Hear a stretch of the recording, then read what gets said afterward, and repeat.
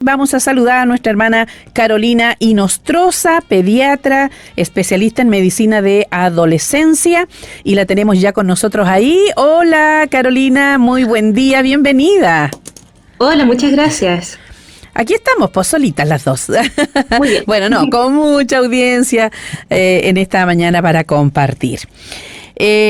Carolina, la vez anterior, el primer programa que tuvimos, estábamos ansiosos, por cierto, porque habíamos tenido una conversación previa. Y ante todo lo que tú nos dabas a conocer de lo que has estudiado, lo que estás ejerciendo también, y por cierto nos entusiasmamos y nos fuimos inmediatamente a un área y que fue hablar acerca de las redes sociales y la influencia sobre nuestros hijos, niños y más jóvenes, adolescentes. Pero dejamos fuera una parte importante y creo que sería bueno que hoy la pudiéramos poner ahí para la conversación.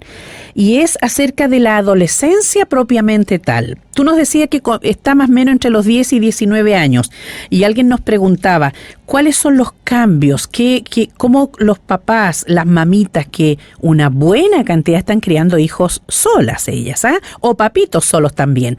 Entonces, ¿cómo darse cuenta de los cambios? ¿Cuándo llega la adolescencia? ¿Cuáles son los primeros cambios? ¿Cómo tratar esa etapa que muchas veces la tildamos todos de difícil, etapa de ideales, de rebeldía? ¿Por qué no nos conversas un poquito, por favor? Bueno, primero que todo, gracias por la invitación nuevamente. Contarles que también en mi Instagram también tengo harta información en @CaroInostrozaDoc, para que ahí también puedan verlo y también puedan profundizar en algunos temas. Contarles que la adolescencia, efectivamente, como dice la hermana, ha ido cambiando la definición. De hecho, es un concepto que es bastante nuevo gracias al desarrollo y la evolución de todo lo que es la parte como industrial. La verdad es que ahora tenemos una prolongación de la edad de educación, lo que antes no se veía. Antes como que la adolescencia era una etapa que no existía mucho porque se pasaba desde la niñez rápidamente al trabajo duro. Claro. Entonces no había una transición muy clara y tampoco había una transición muy vista también en eso. Y adolescencia entonces ha tenido cambios en su definición. Como les decía, claro, la Organización de la Mundial de la Salud la define como la edad o la etapa que está entre la niñez y la adultez, que comprende entre los 10 y los 19 años. Y es difícil definir el inicio y el fin, pero sí el inicio es un poco más fácil, entendiendo que se ha ido adelantando en el último tiempo, dado que efectivamente lo que es la maduración sexual o los cambios como de maduración sexual se han ido adelantando, ¿ya? Por cosas de higiene, por factores de nutrición, etcétera, han hecho que los cambios puberales vayan apareciendo más temprano en edades que antes no ocurrían. Y también la edad de término se ha ido prolongando, puesto que una de las tareas de la adolescencia, como hablamos la otra vez, tiene que ver con una independencia no solamente emocional, sino también que social y económica. Y dado que la mayoría de los países en desarrollo tienen prolongación de la edad de educación, ¿cierto? Se retrasan o se posponen muchas de las tareas que uno antes decía que se deberían lograr para pasar a una adultez. Empezar a trabajar, tener una pareja más estable, etcétera. Entonces, yo creo que esto también va en evolución, va en cambio, pero sí hoy en día hablamos de los 10 a los 19, y tienen no solamente los temas de los cambios hormonales, que es como lo que uno más visualiza, lo que tendría que ver con algo más físico, sino que también hay cambios a nivel psicológico y sociales. ¿Ya? Ahora, como la pregunta que me comentabas tú, es qué cosas empezar a fijarse. Bueno, pubertad, desde el punto de vista físico, en mujeres y en hombres se define de manera distinta. El inicio de la pubertad en mujeres es normal desde los 8 años y está marcado por la aparición del botón mamario. En las niñitas, claro. ¿O ¿Ya? en ambos? Porque también pasa eso, ¿no? Niñitas. Ya. Primero, sí, muy buena pregunta, pero en las niñitas, en la definición de pubertad comienza, como les digo, por la aparición del botón mamario, ¿ya? Que en general a veces es una mama antes que la otra, aparece como un porotito que es doloroso, sensible, que a las chiquititas a veces con el roce de la polerita les molesta, a veces duele un poquito y a veces como es en una mama antes que en la otra. Y como les decía, esto es normal entre los 8 años y lo más tardío que podría aparecer es hasta los 13 años. ¿Ya? Si esto aparece antes o después, uno habla de una pubertad precoz o pubertad retrasada, las cuales tienen distintas causas, ¿ya? Y también en las niñitas es súper importante una cosa que no es exactamente lo mismo, pero que también tiene que ver con algunas enfermedades que se asocian con pubertad precoz, es la aparición del olor axilar y el vello púbico. Ya para algunos endocrinólogos es normal hasta antes, dos años antes de la pubertad, es decir, hasta los 6 años. Pero para otros endocrinólogos acá en Chile hablan de que es normal que aparezca desde los 8 años también. Entonces, si uno tiene niñitas que tienen botón mamario antes de los 8 años, si tiene niñitas que tienen olor axilar de grande antes de los 8 años, eso es un motivo de consulta, porque hablamos de que hay una pubertad precoz. Claro. Ahora, en cuanto a las niñitas todavía, la pubertad, en general, el botón mamario aparece unos 2 años antes de la menstruación. Aproximadamente 1 año y medio, 2 años antes. ¿Ya? El promedio de edad de la menstruación en el mundo, y es muy similar en Chile, es 12 años y medio. 12 años y medio, ya. Sí. Ya. Pero también puede, como decíamos, puede aparecer hasta los 15 años y puede estar dentro de la normalidad siempre que hayan algunos requisitos. Ahora, en cuanto a los hombres, los cambios que definen pubertad, porque obviamente hay distintos cambios, yo estoy hablando de los cambios como que definen la palabra pubertad. Ajá. En los hombres es distinto. En los hombres se define la pubertad como el crecimiento testicular, ¿ya? Nosotros en la consulta de adolescencia y en pediatría tenemos un aparatito que se llama orquidómetro, que es como un collarcito que tiene distintas medidas como así de testículos. ¿Ya? Y entonces nosotros hablamos que cuando se alcanza una cierta medida, los adolescentes entonces entran en la etapa de la pubertad. ¿Ya? Entonces no es tan fácil de distinguir como en las niñitas, porque no es tan visible, y por eso siempre se recomienda que, a pesar de que, como hablamos, que la adolescencia es una etapa más bien sana, que no hay muchos como problemas de salud, de todas formas, ya pasando de los 8 o 9 años, los niños deberían tener un control con algún pediatra o un especialista en adolescencia, porque eso no es un cambio que sea notorio. Y ahora, ¿cuándo es normal en los niños? Los niños es normal que alcancen este crecimiento testicular entre los 9 y los 14 años. Se corre un año con las mujeres. ¿Ya? Y luego vienen los otros cambios que están asociados, que tienen que ver con la salida del vello púbico, que tienen que ver con el crecimiento de su órgano masculino, etcétera. Pero lo primero es el crecimiento testicular, que no es algo tan obvio. Ahora, lo que usted me decía, hermana, que efectivamente hay niños o adolescentes que efectivamente tienen un crecimiento de un botón mamario, ¿cierto? O crece tejido mamario. Sí. ¿Cierto? Y eso también es un cambio que vemos en la adolescencia, que se llama ginecomastia, que en algunas ocasiones, cuando ocurre en ciertas etapas, y eso tiene que ser evaluado por un doctor, es benigno, no tiene ningún problema y va a revertir solo. Pero hay ocasiones en que esto no es en la etapa que nosotros esperamos, y podría haber asociado algún tema hormonal a la base de esto. Entonces también lo mismo que le pasa a las niñitas, es que de repente empieza a crecer un botoncito, empieza a irritar, les duele a los hombres, aparte de que es muy molesto para ellos, porque claramente eso no va con la imagen clásica de lo masculino. Claro, claro. También es motivo también para poder evaluarlo y decir, bueno, esto es algo de la pubertad que se va a pasar en 1 o 2 años, o es algo que tiene que ver con algún tema hormonal. Y eso ahí nosotros los pediatras o los especialistas en adolescencia nos enfocamos en buscar esas características. Pero sí, la mayor parte está dentro de la normalidad, pero siempre se recomienda que igual sea evaluado por un médico.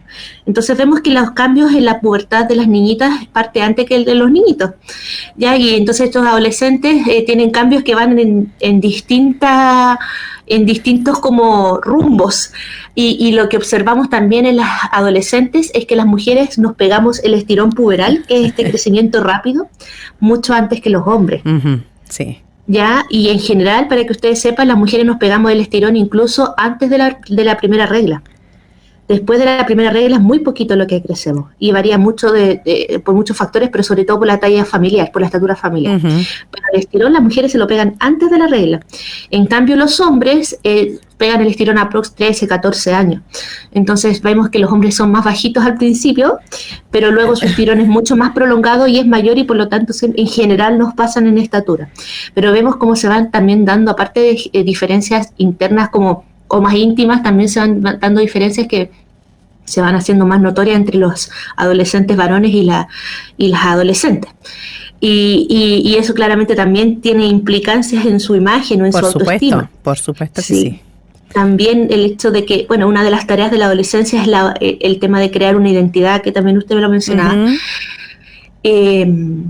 Es llamativo que la identidad de los adolescentes está muy marcada también por el tema de su autoestima física, de su percepción de cómo ellos se sienten, cómo se ven y cómo creen que los demás los ven. Y en la adolescencia es algo muy divertido porque empiezan a crecer primero las extremidades y después como que el resto del cuerpo. Entonces como que a uno el cuerpo le queda grande. Sí.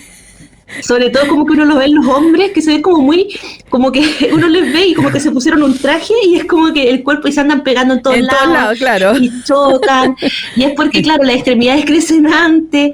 También es importante también ver que todo el crecimiento es distinto y yo estoy hablando de algo como estudios internacionales, pero obviamente los adolescentes también tienen sus propios ritmos, ya no es que sea siempre igual en todos.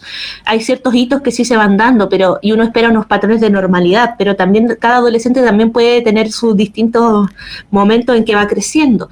Y en ese sentido entonces es muy, muy, muy divertido decirles, no, tranquilo, esto es parte normal de tu crecimiento y no te asustes.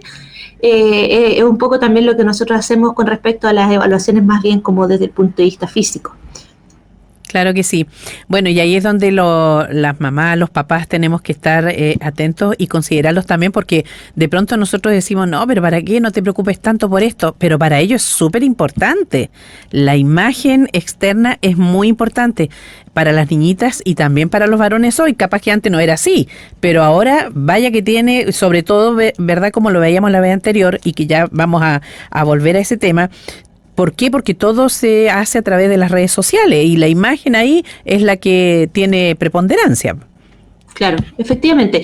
Y eso es una característica, bueno, la adolescencia tiene 3 etapas que se definen por edad. No sé si lo mencionamos la vez anterior, pero la etapa de la adolescencia temprana tiene que uno definirla entre los 10 y los 13, 14 años. La adolescencia media es 14, 15 a los 17 y la adolescencia tardía va entre los 17 hasta los 19 años o depende cómo nosotros definamos adolescencia, si pensamos que se puede prolongar un poquito más la edad. Pero la adolescencia temprana, que es entre los 10 y los 14 años, está marcada por un egocentrismo que, entre otras cosas, se evidencia por la existencia de un foco general en sí mismo, ¿ya? Y en los fenómenos que algunos llaman como audiencia imaginaria, que el adolescente se encuentra muy, muy, muy centrado en su propia conducta, en sus cambios corporales, en su apariencia física, y asume que los otros tienen perspectivas y valores idénticos a los suyos. O sea, piensa que todos son como deberían ser iguales, en especial sus pares, ¿ya? Y piensa que todos están preocupados de lo que a ellos les pasa o de cualquier cosa que pudiera tener como defecto o cosas así. Ellos como que sienten en esta audiencia imaginaria que están todos como ante ellos en una expectante evaluación, ¿ya? Siempre sienten que está como en un escenario, como un actor principal. Claro. Entonces, no sé, si les pasa algo, todo el mundo me va a encontrar horrible, ¿cierto?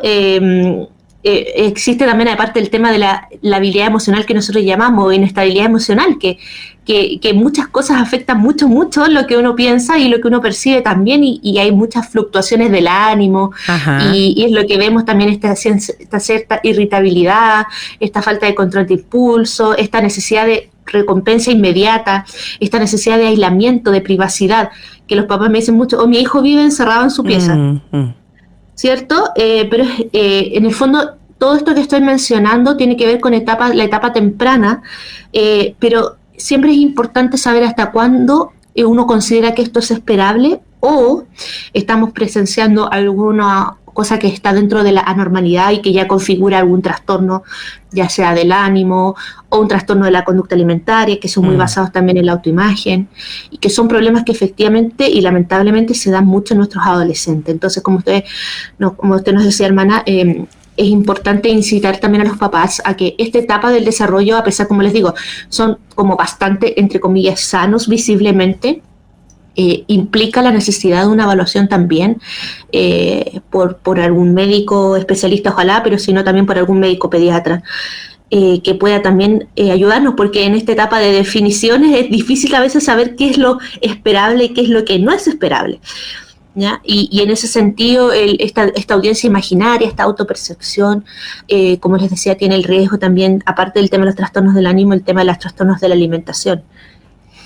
Que hubo un tiempo, recuerdo, no sé si todavía, pero yo recuerdo que en una ocasión, no sé, estaré hablando de una década atrás por lo menos, cuando se habló mucho acerca de estos trastornos alimenticios que se estaban dando, y no solo en las niñitas, no, también en los varones, de la bulimia, de la anorexia y todo eso que estaba afectándoles tanto. Yo no sé si ahora ya eso dejó de ser o es que simplemente no se visualiza como antes. Sí, no, lamentablemente estos problemas como la anorexia, la bulimia, trastornos por atracones, van en aumento y efectivamente van en aumento y a edades más tempranas y como usted bien dice, no solamente en mujeres, sino que han aumentado en edades más tempranas y también en varones. Entonces es un problema grave que tiene múltiples impactos en la salud física y emocional, pero también tiene alto riesgo de muerte. ¿Ya? Y lo que hoy día también observamos es que por el aumento de la obesidad o el exceso de peso, pareciera que ahora no hay tanta anorexia, ¿cierto? Ah, pues claro. Pero lo que pasa es que los criterios de anorexia, que es el tema de la restricción de la alimentación para bajar de peso de manera no saludable, hoy día van cambiando los criterios para poder incluir también a los adolescentes o personas que estando en obesidad bajan mucho de peso de manera no controlada y con una sobrevaloración del tema del peso en su vida, ya siendo algo que impide su funcionalidad. Yo tengo pacientes que han bajado en 2 meses 30 kilos. Entonces, la verdad es que si uno los evalúa, efectivamente tal vez, no sé, pensaban 100 kilos y ahora pesan 70, entonces tal vez siguen en sobrepeso y alguien podría decir, uy, qué bueno que bajaste de peso, te felicito. Pero la verdad es que esos cambios tan drásticos pueden tener implicancias en la salud, igual que una anoréctica o una persona con anorexia que baja de 50 a 30 kilos. El corazón, todos los músculos se repercuten. Sí. Baja todo el metabolismo y la principal causa de muerte entre las causas como físicas que tiene que ver, aparte del suicidio y el trastorno del ánimo que se asocia con esto, es porque, no sé si ustedes vieron alguna vez alguna modelo desmayarse en la pasarela, y es porque cuando uno baja mucho de peso todo el cuerpo como que se pone en un modo de ahorro energético y resulta que el corazón también es un músculo, entonces empieza lentamente a bajar la frecuencia cardíaca y lo que vemos en los modelos cuando se desmayan en la pasarela y se mueren, porque de hecho han habido muertes que obviamente no las dicen porque sacan a la modelo arrastrada, tienen que ver con que se para el corazón. Nosotros vemos la frecuencia cardíaca de adolescentes normales va entre 60 a 90 latidos por minuto, que es lo que uno puede evaluar con un saturómetro, que ahora está muy de moda, esto que lo ponen el dedito, aparte del tema del oxígeno, sale la frecuencia cardíaca, o en los tomapresión también sale, y uno entre 60 y 90 está perfecto, pero vemos que cuando hay trastornos de la alimentación vemos frecuencias cardíacas de 45, 40 por minuto, y la verdad es que andan por la vida caminando y muchas veces nosotros nos quedamos súper tranquilos porque, ¡ay, qué bueno que bajaste de peso! Hay una valoración como una sobrevaloración también enfocada en el peso que no está mal, en el sentido de que obviamente el exceso de peso tiene repercusiones para la salud, pero también a veces, y como médicos, nosotros tenemos que asumir nuestra responsabilidad que múltiples veces hemos sido nosotros los causantes de trastornos alimentarios. Con palabras que decimos, oye, tú estás gordo, ¿cómo estás obeso? Obviamente no te llega la regla si estás así, tienes un ovario poliquístico, obviamente porque estás gorda. Y eso afectaba tanto la salud de las personas que finalmente genera un trauma, y muchas anorexia o bulimia son culpa también del personal de salud, y eso también tenemos que hacernos responsables. Mira, y eso tiene que ver también, bueno, a veces en casa o las mismas amistades, cuando uno deja de ver a alguien por un tiempo, como que lo primero es, oh, que estás delgado, oh, que engordaste, oh, que no sé, lo físico tanto que se da a conocer, ¿ah? Y en eso vaya que hay que cuidarse. Mira, con respecto a esto, bueno, yo sé que a lo mejor aquí o va a ser un tema a compartir más adelante seguramente, y tiene que ver con la sana alimentación. Aquí nos están compartiendo de algunas cositas, pero yo creo que ese va a ser un programa aparte porque ya que hemos aprendido bastante hoy acerca de la adolescencia, los cambios de carácter, la identidad. Pero en esto también, Carolina, y quizás dejarlo para, como digo, para una próxima ocasión de conversación, lo que tiene que ver también en los chicos hoy, y es esto de no su identidad en cuanto a lo sexual, que lo está afectando bastante. Y lo vemos nosotros en los más jovencitos, un caso muy cercano ahí con una amistad de uno de mis hijos, y que claro, uno los veía y de repente... Pero ¿cómo? Pero no era, y uno no sabe incluso cómo tratar este tema con los hijos, porque en el fondo, como son amistades fuertes, claro, ellos los siguen valorando como amistad, pero vaya estos cambios y, como digo, esta falta de identidad sexual que se está dando en los adolescentes está afectando a muchos padres hoy día. Así que yo creo que ese sería para darle a todo un programa, ¿te parece? Más adelante. Sí, por supuesto. No sé si quieren una respuesta como ahora o lo dejamos para más adelante, pero efectivamente el tema del desarrollo de la sexualidad o de la identidad es un tema que está completamente en boga, sobre todo por el tema de la diversidad sexual y los grupos LGTBIQ, ya que son todas estas personas que ya no se definen como heterosexuales, pero no solamente eso, es importante entender que en este tema del desarrollo psicosexual hoy en día hablamos algo con lo cual yo como cristiana no estoy de acuerdo, sin embargo, como soy médico también debo aquí exponer la evidencia científica que hay. Comentarles que podemos hacer un programa aparte, sí, que por eso, sí. Claro, pero que sí es importante tener el entendimiento de que la medicina o la salud va como por... a ver, ¿cómo les explico?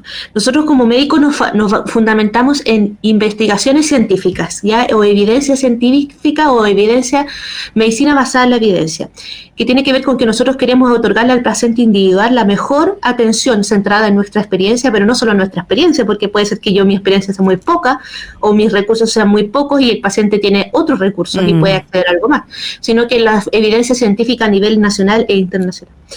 Y así, entonces, los últimos estudios han mostrado que la identidad de género no tiene que ver solamente con el desarrollo sexual, pero estos estudios también son bastante cuestionables. Sí. También el tipo de evidencia que se utiliza también es algo que lamentablemente no es como...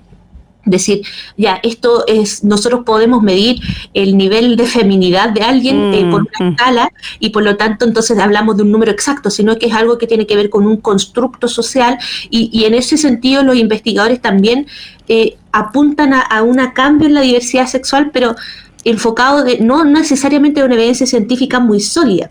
Y hoy en día vemos como países muy pioneros en el tema de la transición de identidad de género, que daban terapia de reemplazo hormonal, hoy día la han frenado, como Suecia. El hospital es un hospital que está allá, que se llama el Hospital de Karolinska, que es un hospital que muy, muy connotado en cuanto a la transición en identidad de género, para personas transgénero, hoy en día ha parado sus terapias hormonales de frenar la pubertad y luego de cambiar las hormonas cruzadas, por decirlo, porque se han visto efectos muy graves en la salud, no solamente física, sino también mental. Y eso no es una organización cristiana, por el contrario, sino que es una organización completamente secular y muy a la vanguardia de lo que es la transición en género. Entonces, es un tema que por supuesto lo podemos dejar para otro programa. Sí, porque yo creo que ahí hay mucho paño que cortar, como dirían. Pero sí, es un tema importante. Y ahora, claro, como de invitarlos también al tema de que si hay alguna pregunta en específico con respecto a eso, es un tema de mi interés también, que yo trato de abordarlo de la mejor manera, desde el punto de vista de evidencia científica y también como cristiana. Y también entonces si es que necesitan consultar o algo, también estamos ahí atendiendo para poder ver caso a caso. Excelente, me gustó eso, así es que, y para quienes están pidiendo los datitos al final del programa, nosotros le estamos compartiendo ahí todas las formas de comunicarse con nuestra hermana Carolina, así es que paciencia ahí para nuestros amados que están en sintonía. Bueno, vamos entonces a la segunda parte que tenemos hoy acerca del uso de las nuevas tecnologías, cuáles son las ventajas y peligros. La vez anterior ya lo estuvimos viendo un poco allí, pero hay ciertos ciertos nombres que no siempre están ahí y que no sabemos de qué se trata, Carolina, muchos de nosotros. Hablar de grooming, hablar de acoso cibernético, no sé cómo le llaman, tiene tantos nombres ahí, así es que háblanos un poquito de eso, por favor, para que estemos al tanto en qué nuestros hijos pueden estar metidos, digamos, ahí en las redes sociales y cómo nosotros pudiéramos de alguna manera intervenir y de la mejor manera. Perfecto. A ver, vamos a hablar primero de todos los riesgos que tienen las nuevas tecnologías, no solamente del acoso. Ajá. Primero, y esto es transversal también para toda edad, el acceso a información inadecuada para la edad. Ya que quiere decir que, por ejemplo, yo hoy día prendo una pantalla y hago cualquier búsqueda de cualquier cosa y me encuentro con contenido sexual, contenido no solamente violento sexualmente, sino que también de violencia explícita, que claramente son inadecuados para el grado de desarrollo de nuestros niños y adolescentes, pero la verdad es que se exponen lamentablemente a esto, y nosotros como adultos también a veces nos exponemos a información que no solamente es inadecuada para la edad, sino que también es información falsa. Estos fake news que hablan, que tienen que ver con que no lo que se publica en internet es real, porque se publique. O sea, yo hoy día puedo hacer una publicación, y lo que le pasó un poco al doctor Ugarte, no sé si se acuerdan, que es muy famoso el doctor en la tele, ¿sí? que promocionaban a través de Facebook una crema que según él que ocupaba para los huesos, no sé, algo así, su señora, y era mentira, en verdad ocuparon su foto y él nunca promocionó esa crema, pero todos la usaban porque en teoría usaba el doctor Ugarte. Entonces, un poco es, primer peligro, no todo lo que está en las redes es real. No porque aparezca en Facebook, en Instagram, en Google, esto es real o tiene una evidencia científica. O sea, si el día de mañana a mí me dicen Dios es una mujer, como es una cosa que está muy como en boga hoy en día en Internet, o en las canciones también de los artistas pop, no porque salga en Internet, en verdad yo lo voy a creer. Entonces, primero que todo, el acceso a información inadecuada o falsa, de plano.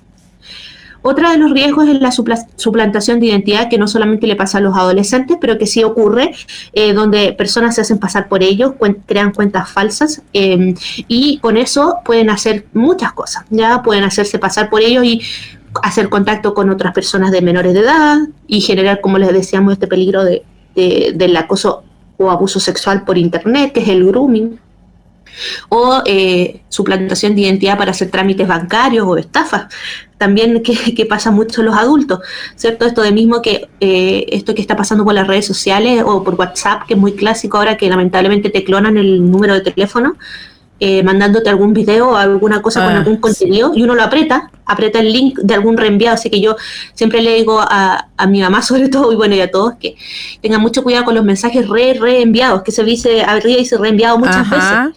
Hasta los mismos saludos de buenos días, estos videitos que uno los ve muy inocentes, traen un contenido encriptado que si uno aprieta el link se pueden meter a tu celular y obtienen toda tu información, todas tus claves, toda tu información bancaria, y además pueden clonar tu número de teléfono. Y eso quiere decir que, por ejemplo, alguien se puede hacer pasar por mí y le pide a mis papás, por ejemplo, dinero. Papá, estoy en el banco, deposítame a esta cuenta. Y ha pasado lamentablemente mucho, y con estafa a nivel de todo tipo.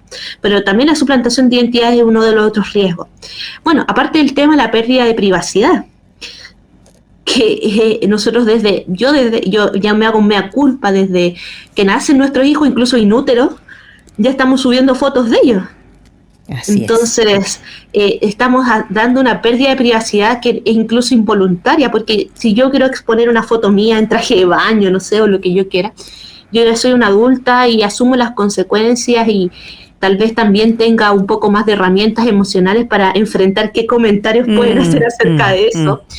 Pero yo como padre también expongo a mi hijo desde, como les digo, inútero, uno ya sube la ecografía, y luego todo el crecimiento de los niños está en Facebook o en Instagram o en otras plataformas. Entonces, que pareciera ser que uno ya conoce la vida del otro a través de imágenes o videos, y la privacidad se vuelve casi una nebulosa, ¿cierto? Carolina, disculpa, todo esto que tú estás mencionando, por cierto que también merece un estudio, y aquí sería bueno preguntarle quizás a una psicóloga, pero ¿qué hace? Porque tú estudias esto del compartir en cuanto a las redes sociales, pero ¿qué hace que una persona quiera dar a conocer todo lo que está haciendo, dónde va, qué hizo, qué compró, qué mira lo que me pasó, tendrá que ver un poquito, porque algo he leído, y dicen que de pronto es como la soledad por la cual está atravesando el ser humano interiormente. Yo creo que hace mucho sentido. Bueno, hay varias formas de verlo. Creo que este fenómeno que se ha dado, como les decía, hoy en día es casi imposible vivir sin las redes, ¿cierto? Lo que hablamos un poco de estos visitantes, residentes digitales que somos hoy día, que es como casi imposible aislarnos completamente. Pero sí, esto lo dice Pilar Sordo en un libro, que es un libro que se llama Yo elijo salvar, que es de la Fundación Cathy Summer, que hablaba yo, que tienen como misión visibilizar el ciberacoso. Ajá. Ella decía que las redes sociales nos acercan a los que están lejos, pero nos aíslan de los que están cerca. Y creo que eso hace mucho sentido. Pero también, ¿qué pasa? Nosotros a través de las redes sociales perdemos nuestra privacidad, pero probablemente mostramos lo que queremos que los otros vean. Nuestra imagen que queremos que los otros vean. Entonces, muchas veces yo le digo a mis adolescentes que me consultan, oye, no te metas a Instagram cuando están con trastornos de la alimentación, porque si tú te metes al Instagram vas a ver la mejor foto de la otra persona. Claro, y quieres ser como la otra persona. Uno se pone se saca 10 fotos antes de subir una al computador, donde salga más flaco, más perfilado, que con el filtro. Entonces, y cuando uno saca la foto a la comida, si yo te digo, voy a almorzar, no saco el plato por otros que me como todos los días. Es que es la pizza que pedí hoy día en una como empresa, o es que, pucha, cociné algo rico.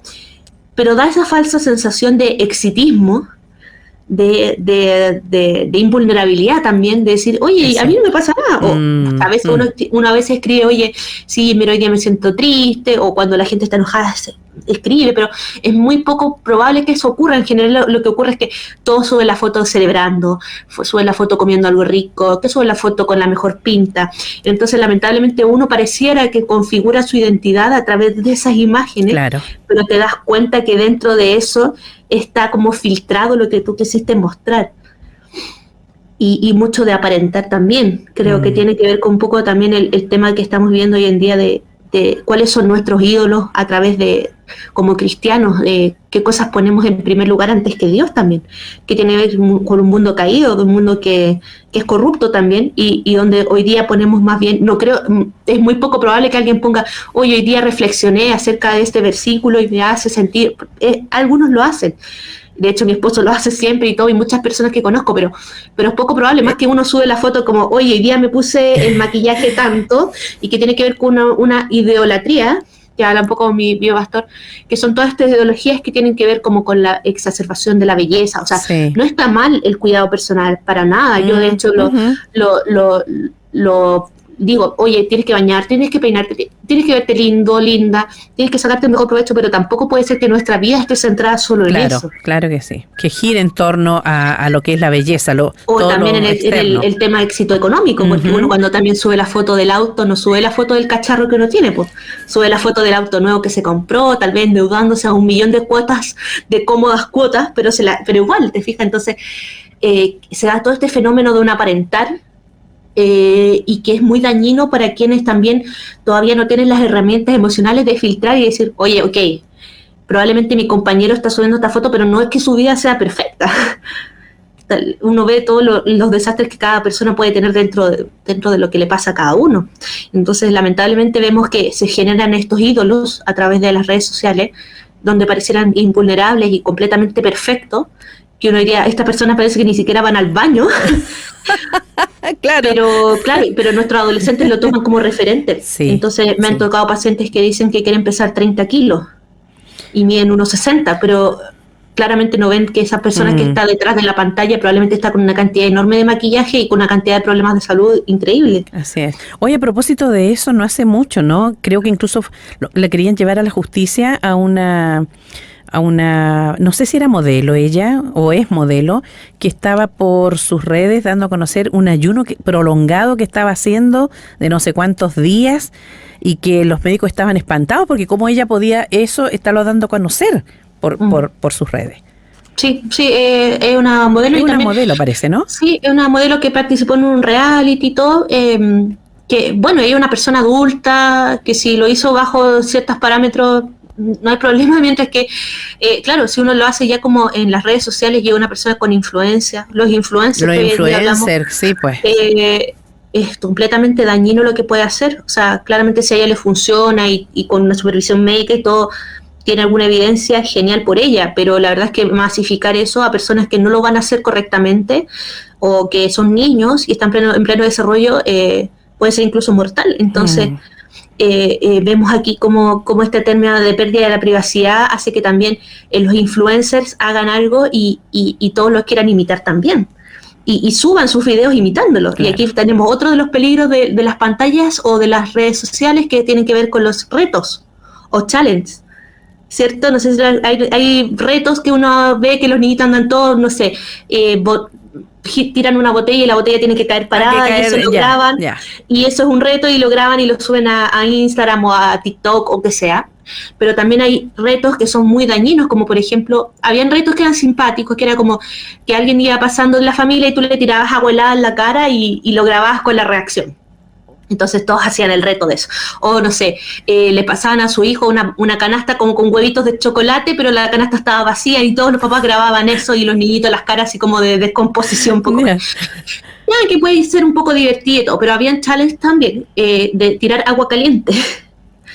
Y muchos niños hicieron este challenge. Un niño de hecho casi mató a su hermanito porque le produjo quemaduras en la vía aérea porque le tiró agua caliente a un niñito pequeño.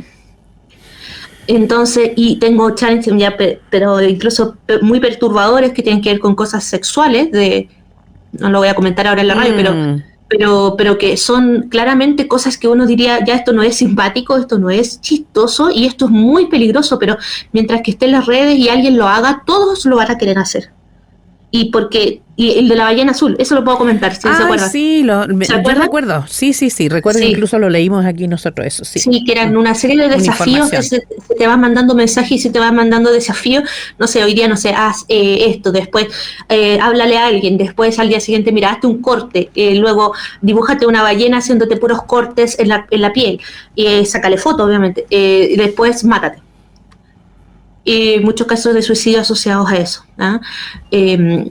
Entonces vemos que claramente esto no es para nada inofensivo, para nada. Y entonces que yo digo, y aparte, bueno, el tema de la adicción a pantallas queda para otro capítulo más. Sí. Ahora, ante todos estos peligros que a lo mejor no son todos, pero lo que tú nos has planteado aquí en este momento, Carolina, ¿qué hacer? ¿Cómo encontrar el equilibrio? Primeramente los adultos para luego transmitirlo a los hijos, porque si los adultos no están con el debido equilibrio ante un aparato tecnológico, ¿cómo es que tú le vas a traspasar eso a tus hijos? Sí, o sea, la educación parte por los adultos, ¿cierto? Yo creo que un ejemplo habla más que mil palabras. Ajá. Y si nosotros utilizamos las nuevas tecnologías de manera segura, regulada y eficazmente, nuestros hijos también van a aprender a usarlas así. Es decir, que no toda nuestra vida, nuestras 24 horas o nuestras 12 horas despiertos, esté conectada a las pantallas, sino que se estimule la actividad fuera de pantalla. Ya que la pantalla sea una cosa más que nos mantiene conectados, que nos mantiene al día, pero que también no sea lo único. Claro. Donde se favorezcan actividades en familia, alimentación en familia, actividades al aire libre dentro de lo posible en esta pandemia. Son fundamentales, y también los espacios de conversación protegidos. Como les digo, lo que hicimos la vez anterior y hoy día es hablar de los peligros, pero para que estos temas sean puestos en la mesa de manera explícita. O sea, con nuestros adolescentes tenemos que hablar, obviamente, cada uno con su nivel de desarrollo progresivo. Tampoco uno le va a tirar todos los temas a la mesa a un niño de 10 años o un adolescente recién partiendo, pero un adolescente de 17, 18 años probablemente ya uno puede tirar varios temas sobre la mesa.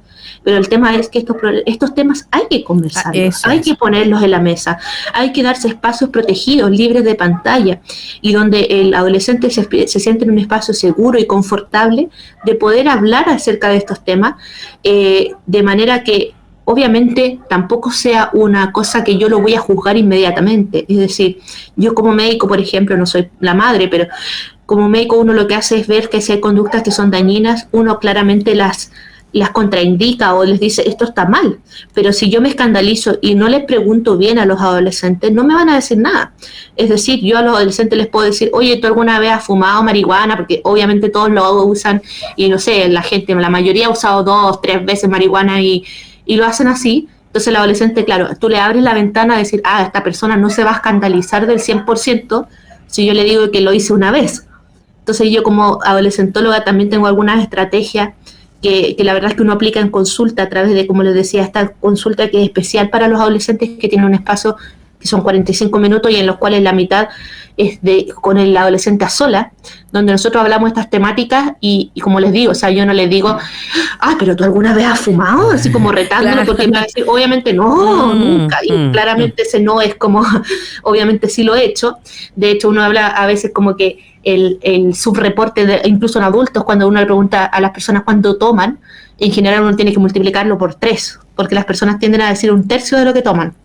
Entonces yo le digo, yo no sé, ¿alguna vez te has tomado un pisco sour, una cerveza, no sé, un vodka? Es distinto decirle, oye, ¿alguna vez has tomado? Entonces tampoco es algo tan simple para los padres, pero también es algo que hay que ponerlo en la mesa. Y como les digo, o sea, creo que en esta tarea que es compleja y que cada día es más desafiante, hay especialistas que están también a la espera de que los papás también puedan pedir orientaciones si es que los requieren. Creo que es un poco eso lo que yo quiero visibilizar, independiente que también el tema de la comunicación y todo es muy, muy importante. Sí, esa era la pregunta. ¿En qué momento un papá o una mamá dice, tengo que llevar a mi hijo, o sea, mi hijo necesita una asesoría, necesita a alguien que se vea con un especialista? ¿Cuándo acudir a pedir ayuda? ¿En qué momento, Carolina? Yo creo que siempre, primero que todo, la idea es que ojalá haya un control sano, siempre, mira. Y como les digo, y estas temáticas nosotros las planteamos en la entrevista, y por lo tanto puede que no sean obvias, y van a salir, y no es que todos los adolescentes estén enfermos, por el contrario, no, es lo mínimo. Sin embargo, hay cosas que pueden ser graves, pero que hay que pesquisarlas a tiempo. Entonces la verdad es que un padre o una madre a veces esto es difícil conversarlo con el adolescente, porque la verdad es que en esta diferenciación o en esta búsqueda de una identidad propia, también un poco lamentablemente en estas etapas más tempranas se desautoriza a los padres como entidad de razón. Ajá. Entonces claro, como que no le vas a contar a tu papá porque ¿para qué si no te va a entender? Y entonces hay cosas que tal vez no te van a contar y muchas veces es importante que sí lo hagan, pero también no es una cosa tan negativa, o sea, no todos tienen que llevar a alguien al médico. Yo creo que es importante tenerlo como presente, que existimos, que es bueno que así como a los bebés nosotros los llevamos cada ciertos meses, creo que también es importante tener una orientación de cuándo algo es esperable y cuándo no es esperable. También buscar fuentes de información confiables donde los papás puedan obtener información fidedigna y esta información a la cual están expuestos los niños y los adolescentes también sea certera para los papás. Y ahí también en Chile hay muchas fuentes de salud responsable. Están las páginas del CEMERA que tienen que ver con salud reproductiva y sexual de los adolescentes. Yo también a través de mi Instagram de @carvinostrozadoc lo que hago es que todos estos temas que nosotros conversamos yo los hago en pequeños posts. Y les pongo, ¿cuándo es normal o cuándo no es normal? Mira, entonces, qué bueno. Por ejemplo, ahí los papás pueden ver, mi hijo está cansado todo el día. ¿Cuándo preocuparme y cuándo consultar? Porque es normal, hay una cansancio en la adolescencia que es normal, que es parte del desarrollo fisiológico. Pero hay patologías y enfermedades, incluso hay un síndrome de fatiga crónica que se da en los adolescentes y que claramente eso ya no es normal. Entonces, ¿cuándo es normal que mi hijo duerma poco? ¿O cuándo es normal que mi hijo esté irritable? ¿Cuándo es normal que porque hay muchas cosas que lamentablemente para la radio y en este espacio cortito no lo vamos a poder desarrollar, pero sí hay fuentes de información confiable. Y como les digo, yo los invito a los papás a ir y conversar estos temas en la mesa con los adolescentes, pero también con una orientación clara de cuándo algo es esperable y cuándo no. Obviamente cada adolescente es un mundo, cada familia es un mundo, y ahí también lo que uno hace como médico es un poco estimular estas como factores protectores que cada familia tiene, ya sea comunicativo, y también un poco desarrollarlos si es que es necesario, si es que ahí nos estamos quedando un poquito al debe, pero no desde la expertise de que yo soy mejor que tú como papá, porque para nada, yo no soy mamá de un adolescente, pero sí hay herramientas que yo te puedo ayudar desde mi punto de vista de la evidencia científica. y de la experiencia, obviamente. Entonces, Sí. eso un poco. Sí, porque pasa que de pronto los hijos no necesariamente, bueno, esto puede ser también según cómo se haya dado una relación previa, ¿no? A que lleguen a esa edad, o a veces la edad misma. En más de alguna ocasión hemos dicho desde aquí, ok, quizás usted quiera comenzar a hablar con su adolescente, pero también prepárese para lo que pueda oír de su adolescente. O sea, Claro. estar preparado para eso también, ¿no? Para que haya esa puerta de comunicación. Sí. Y que por lo tanto haya esa confianza para preguntar y y saber que el adolescente le va a estar respondiendo a uno la verdad y que no va a estar inventando. A ver, dice por acá, qué importante es lo que están hablando con respecto a los adolescentes. Me quedé con que el adolescente piensa que siempre es el actor principal y que todos están pendientes de ellos. Excelente el material para estudiar y ya muchos nos están preguntando de cómo comunicarse, Carolina, contigo, y decirles también que este programa queda grabado, está en todas nuestras plataformas, así es que también lo pueden volver a oír después. ¿Ah? Tiene que ser ¿qué tipo de especialista, dice, para llevar a un adolescente? Bueno, la verdad es que los pediatras ven hasta 15 años en general, pero también existimos los pediatras especialistas en adolescencia, que es lo que yo hago, que soy una subespecialista de pediatría, así como hay gastroenterólogo, hay cardiólogos, también hay pediatra, especialista en adolescencia, y nosotros hacemos como el filtro inicial, hacemos la evaluación inicial y ahí después, si es que es necesario derivar por algún motivo, entonces nosotros derivamos al especialista correspondiente, ya sea de salud mental o de alguna especialidad específica de la pediatría que corresponda. Entonces, creo que la recomendación un poco es siempre consultar por lo menos una vez con un adolescente, idealmente con un pediatra especialista en adolescencia. En las mujeres también existe la ginecóloga de infantos juveniles que también ven hasta los 18 años. Es cierto. Y también tienen un enfoque más orientado hacia la adolescencia y la educación. Pero también si no existe ese recurso, bueno, un pediatra obviamente también va a tener habilidades y capacidades por lo menos para poder darle los enfrentamientos iniciales. Por lo menos lo que estoy haciendo yo es hacer teleconsulta, obviamente ahí no podemos ver de todo, pero sí múltiples temas de lo que estamos conversando hoy en día o ahora aquí en la radio es lo que nosotros tratamos en la consulta basados en la agenda del paciente, de los acompañantes y en la agenda médica. ¿Qué es la agenda? Los motivos de consulta que a ti, a mí me preocupan. Porque cuando uno va al médico y uno entra por la puerta y uno es paciente, sabe que el médico lo está juzgando desde que entró. Entonces uno ve al paciente y ella tiene una agenda, a este paciente le voy a preguntar esto. Pero el paciente viene con otra agenda, que es que yo vengo a consultar no porque estoy cojeando, porque eso lo tengo de toda la vida, por ejemplo, sino que consulto porque me duele la garganta hoy día. Pero ¿cuál es la agenda más importante? Ninguna de las dos, sino que las dos son muy importantes de ver. Entonces, lo que hacemos un poco es poner las agendas aquí en cuestión y lo que hacemos un poco a través de la consulta en telemedicina, lo que hago yo, que la otra la pueden pedir por Calendly, que es el link de la bio en mi Instagram, que es con descuento para los hermanos de iglesia y descuentos para hermanos también. Si parejas de hermanos también hago descuento, porque me importa también atender al reino. Amén, amén. Y ya lo estaba haciendo gracias a la radio, así que tuve oportunidad de poder atender ahí a alguien que escuchó acá y fue de harta bendición. Que lo hagan, que nos contactemos, que por interno me manden preguntas. Yo no contesto por interno a menos que conozca a la persona, pero sí puedo contestar en los live que hago y por el correo, por supuesto, y en las consultas también. Todo es conversable, el valor de la consulta también. No contesto por interno preguntas íntimas porque pueden ser menores de edad y por ciberseguridad yo no voy a hablar con un menor de edad cosas íntimas, obviamente. Así que por eso es que las redes de comunicación son por el Instagram y por el correo y claramente en la consulta que podamos verlo y que por favor se metan a la página. Estoy tratando de subir harto contenido y basado en buena evidencia para poder darles la mejor evidencia disponible y las mejores ayudas o herramientas científicas disponibles hoy en día y trabajar a partir de eso también y ayudarlos con una patita de lo que hacemos nosotros. Sí, sí, fíjate que esto es interesante porque es una parte lo que tú nos entregas. Tenemos a nuestra hermana Charo Michelén de Pablo que nos entrega por otro lado. De hecho, la semana pasada también se estuvo hablando en otro programa acerca del suicidio que se está dando en la adolescencia. Entonces, durante todo el día y en la programación diversa que tenemos, gracias al Señor, es posible ir avanzando. Unos entregando una parte, otros entregando otra. Así es que te agradecemos mucho, Carolina, que hayas estado con nosotros este día. Y bueno, esperamos la próxima oportunidad, la próxima semana, Dios mediante, tenerte nuevamente para seguir avanzando en estos temas que interesan a los padres con el trato de sus adolescentes.